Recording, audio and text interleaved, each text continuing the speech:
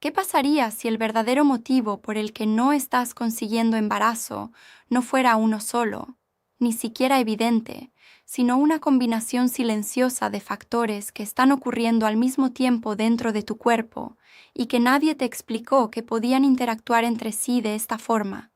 Porque durante mucho tiempo la infertilidad se ha entendido como un problema único, con una causa única, pero la realidad biológica es mucho más compleja y mucho más engañosa,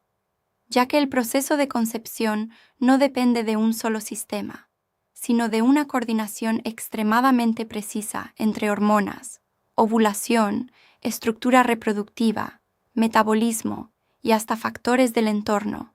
Y cuando una sola de estas piezas se altera ligeramente, todo el sistema puede empezar a volverse menos eficiente sin que exista una falla evidente que explique lo que está ocurriendo. Y es precisamente ahí donde comienza la confusión,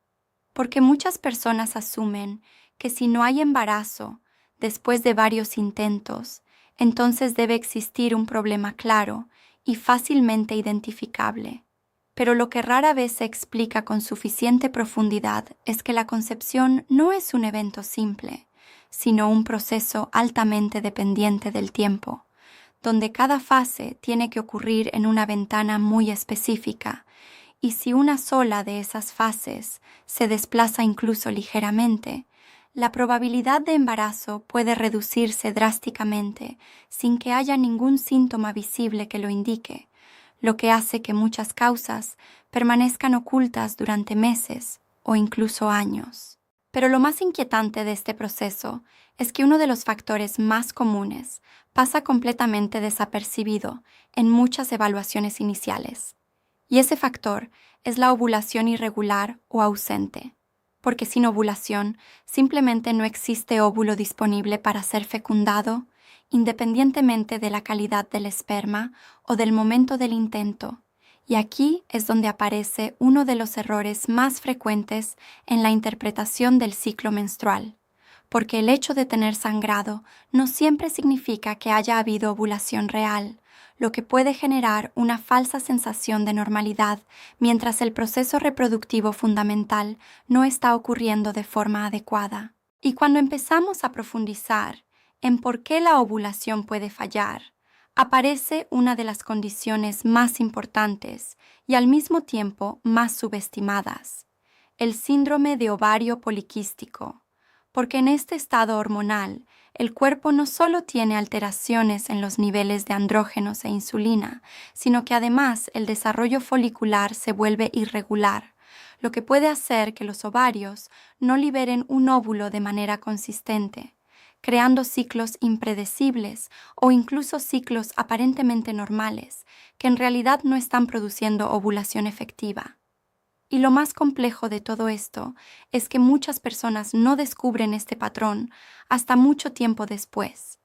porque los signos externos pueden ser muy sutiles o confundirse con variaciones normales del ciclo. Pero incluso cuando la ovulación ocurre, el proceso de fertilidad aún depende de otro factor crítico que muchas veces no se considera con suficiente atención, y es la reserva ovárica, porque a medida que la edad avanza, la cantidad y la calidad de los óvulos disminuyen de forma natural, pero no de manera uniforme en todas las personas, lo que significa que dos cuerpos de la misma edad pueden tener capacidades reproductivas muy diferentes sin que exista ninguna señal externa clara que lo indique, y esto introduce una capa adicional de incertidumbre que muchas veces solo se detecta cuando ya han pasado múltiples intentos sin éxito. Y mientras todo esto ocurre a nivel ovárico, existe otro sistema igual de importante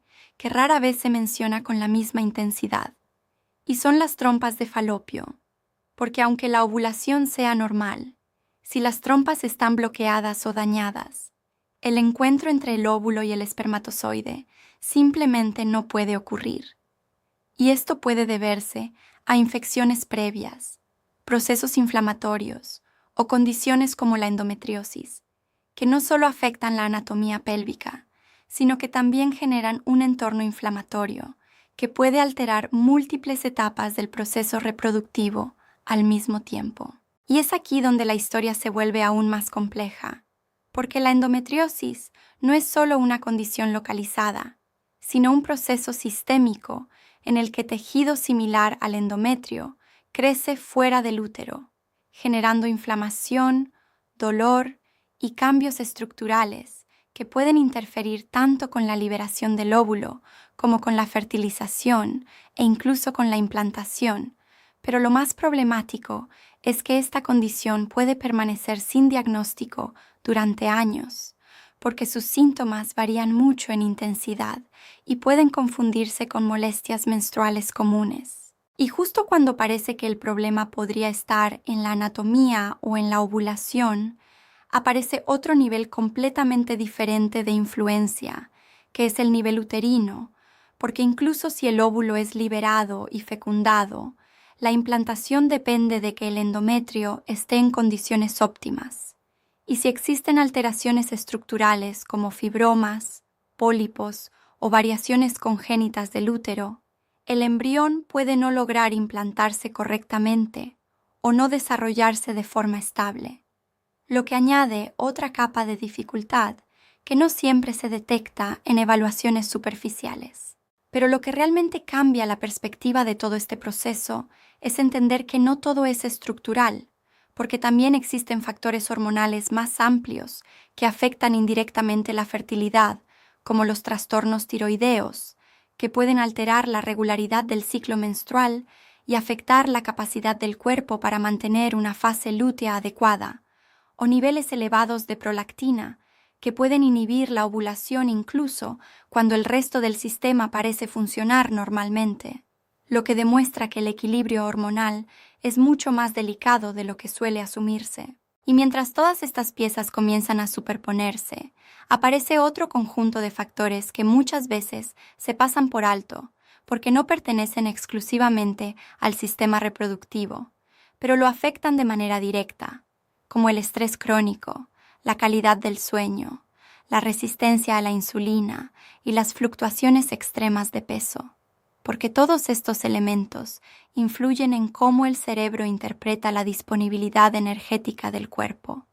Y si el organismo percibe que no hay condiciones óptimas, puede reducir la prioridad reproductiva sin que exista una enfermedad específica identificable. Y es precisamente en este punto donde el panorama comienza a volverse más difícil de interpretar, porque ya no estamos hablando de una sola causa, sino de múltiples factores que pueden coexistir al mismo tiempo sin que ninguno de ellos sea lo suficientemente dominante como para explicar todo por sí solo. Y es aquí donde surge la verdadera pregunta que cambia completamente la forma de entender la infertilidad.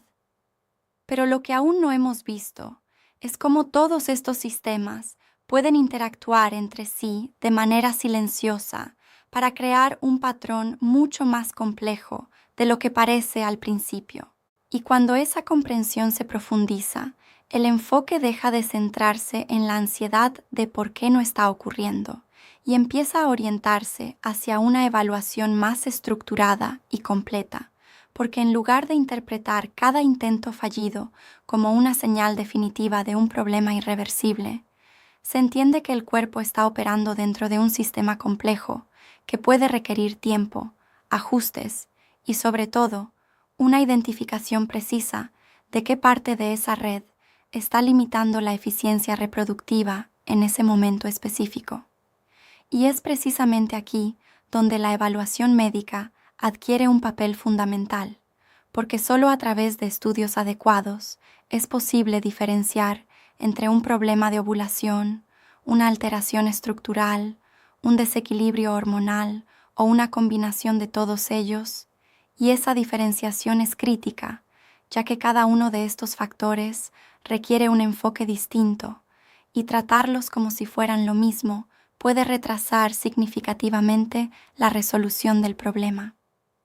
Y al mismo tiempo, entender esta complejidad también permite reducir uno de los errores más comunes en este proceso, que es asumir que la ausencia de embarazo después de varios meses siempre indica un problema grave o permanente,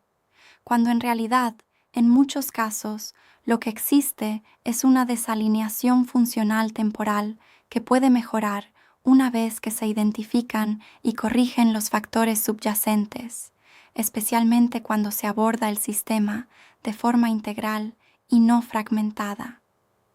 Y por eso, más allá de los diagnósticos específicos, lo más importante es comprender que la fertilidad no es un estado fijo, sino una capacidad biológica dinámica,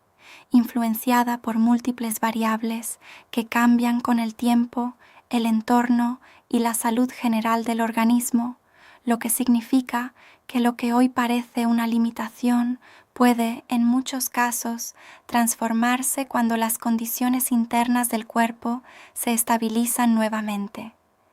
Y cuando esta visión se adopta por completo, el proceso deja de vivirse únicamente como una carrera contra el tiempo y pasa a entenderse como una investigación clínica y biológica continua, donde cada resultado, cada análisis y cada ciclo aporta información valiosa para construir una imagen más clara del sistema reproductivo en su conjunto, hasta que finalmente se identifican los factores clave y se puede intervenir de forma precisa.